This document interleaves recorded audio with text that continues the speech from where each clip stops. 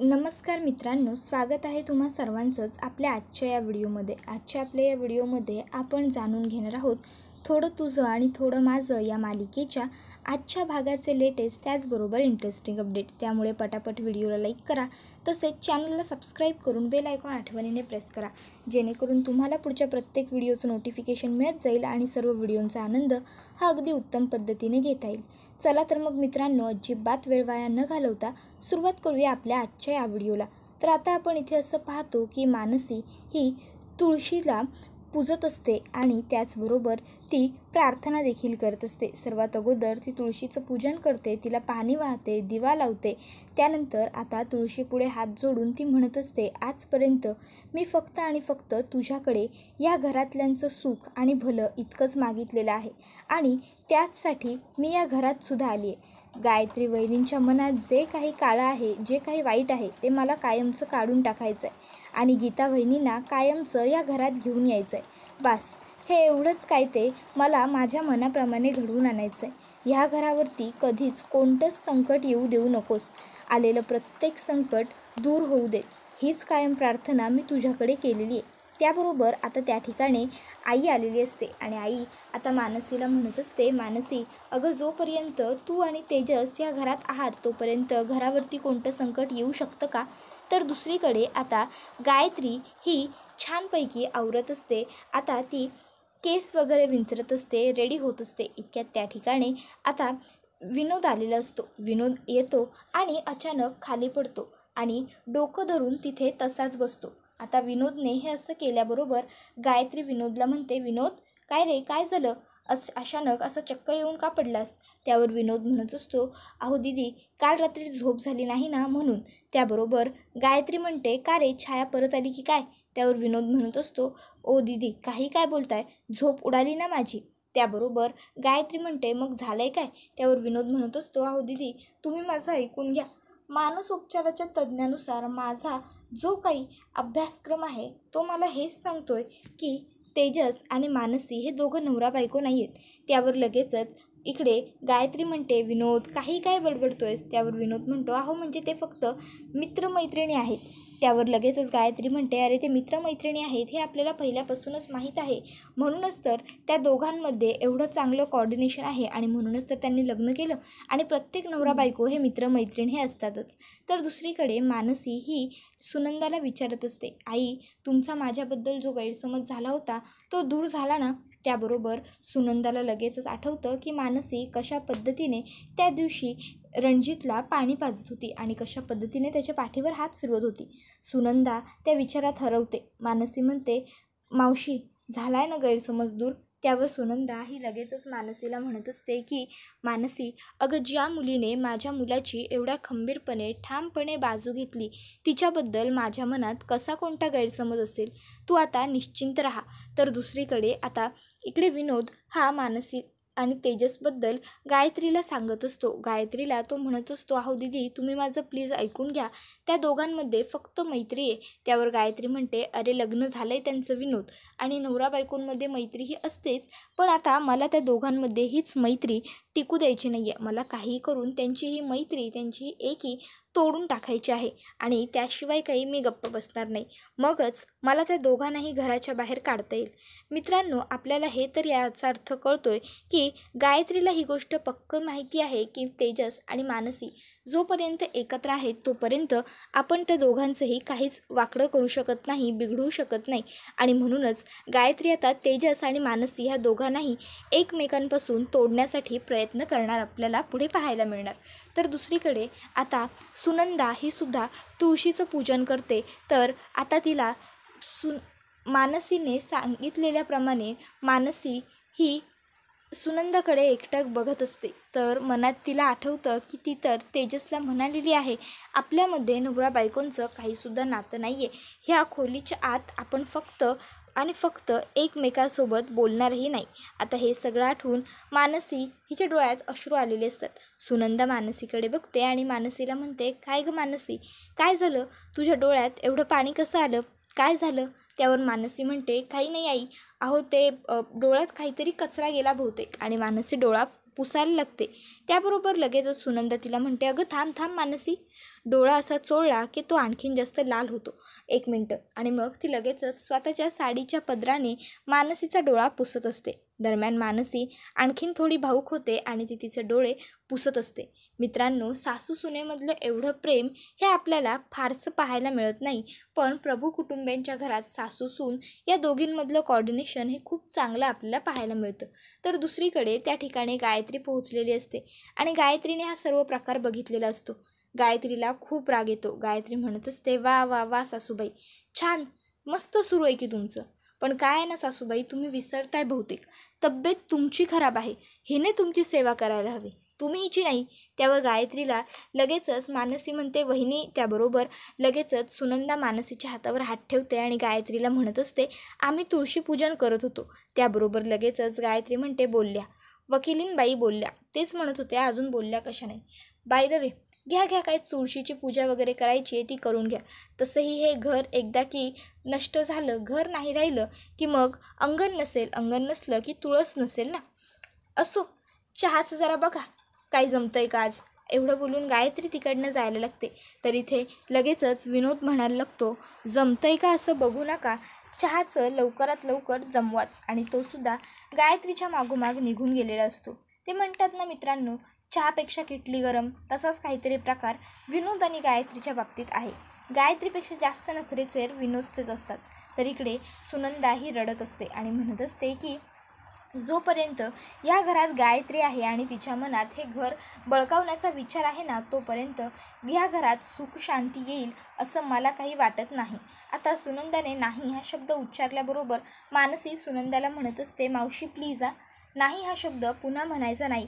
अहो, मी इथे खरोखर एवढे मनापासून प्रयत्न करते आणि तुम्ही नाही बोलाल. नाही, आजपासून आपण कोणीच नाही हा विचारच करायचा नाही. घर वाचवायचं आहे ना आपल्याला आपलं, मग आपण सगळ्यांनी एकजुटीने एकत्र येऊन प्रयत्न करायला हवे. आणि मला खात्री आहे, आपण जर सगळे एक झालो ना तर सगळं नक्की व्यवस्थित होईल.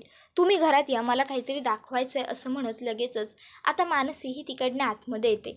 त्यानंतर आता तिने छान भरपूर चहा बनवलेला असतो. इतक्यात त्या ठिकाणी तेजस येतो. तेजस मानसीला चहा आणि ब्लॅक कॉफी बनवताना पाहतो आणि म्हणतो, अरे वा, ब्लॅक कॉफी कोणासाठी? त्यावर मानसी म्हणते, गायत्री बहिणींसाठी. तेजस म्हणतो, त्यांच्यासाठी तुम्हाला करायची काय गरज होती? त्यांनी त्यांची करून घेतली असती.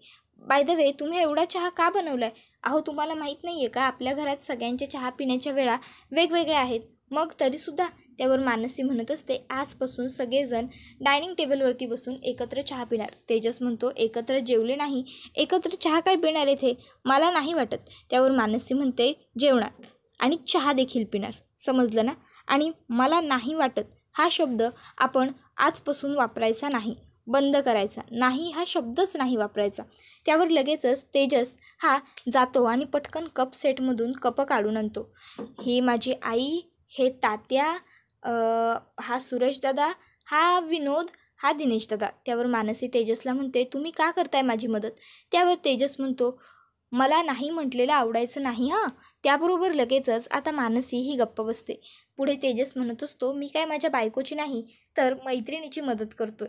आता हे सगळं काही बोलणं इकडे विनोद ऐकत असतो आणि विनोद म्हणत असतो, तर आता मला माझं मानसोपचार तज्ज्ञ आता कंप्लीट सांगते की हे दोघंजणं नक्कीच नवरा बायको नाही आहेत. हे नवरा बायको असण्यासारखं फक्त वागतायत, नाटक करतायत. तर दुसरीकडे तेजस हा मानसीबरोबर बोलत असतो. त्या दोघांचं चांगलं सगळं सुरळीत सुरू असतं. हा मूर्ख विनोद याला काहीच गरज नसते तरी हा उगाचच नको तिथं चोमडेपणा करायला जातो. कळत तर त्यातलं काहीच नाही, पण उगाच मानसोपचार तज्ज्ञ असं म्हणत भटकत असतो संपूर्ण गावभर. त्याबरोबर आता त्या ठिकाणी दिनेश येत असतो. विनोदचा धक्का दिनेशला लागतो. दिनेश हा विनोदला म्हणतो, विनोद अरे लक्ष कुठं आहे तुझं, काय सुरू आहे? विनोद म्हणत असतो, बघा ना दादा, अहो तुमची ती मैत्रीण माझं अजिबात काही ऐकत नाही आहे. त्यावर दिनेश म्हणतो, माझी कोणती मैत्रीण? त्याबरोबर लगेचच विनोद म्हणतो, अहो असं काय करताय, गायत्री दिदी. त्याबरोबर दिनेश त्याला म्हणतो, अरे काही काय बोलतोयस, ती बायको आहे माझी. त्याबरोबर लगेचच विनोद म्हणायला लागतो, अहो पण तेच ना, बायको तर मैत्रीण असते. मग बायको मैत्रीण असते ना प्रत्येक नवऱ्याची.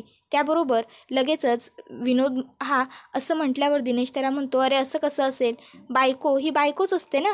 आणि लग्नाआधी नवरा बायकोंमध्ये मैत्री असते. आमच्याही नात्याची सुरुवात मैत्रिणीच झाली होती, कळलं.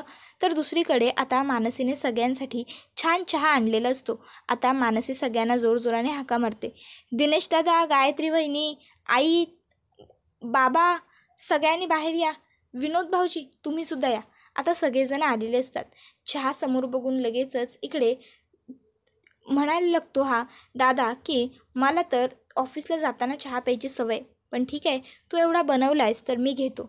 आणि एक काम करतो, गायत्रीचा बेडटीसुद्धा मी नेऊन तिच्या खोलीमध्ये देतो, म्हणजे तिलासुद्धा चहा घेता येईल. आणि मग लगेचच आता दिनेश दादा इकडे ती चहा उचलत असतो.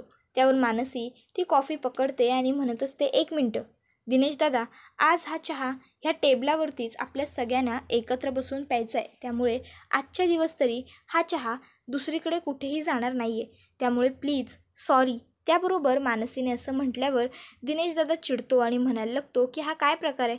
म्हणजे आता माझ्या घरातच मी कुठे चहा प्यायचा आणि कुठे नाही हे सुद्धा तुम्ही ठरवणार का? याला काय अर्थ आहे? मला जिथे चहा प्यायचा आहे मी तिथे चहा पिऊ शकतो. आणि आता इथे तो थोडा चिडलेला असतो. त्याबरोबर मानसी म्हणत असते, प्लीज प्लीज दादा, आजच्या दिवस आपण सगळ्यांनी एकत्र चहा प्यायचा आहे आणि आजपासून रोजच.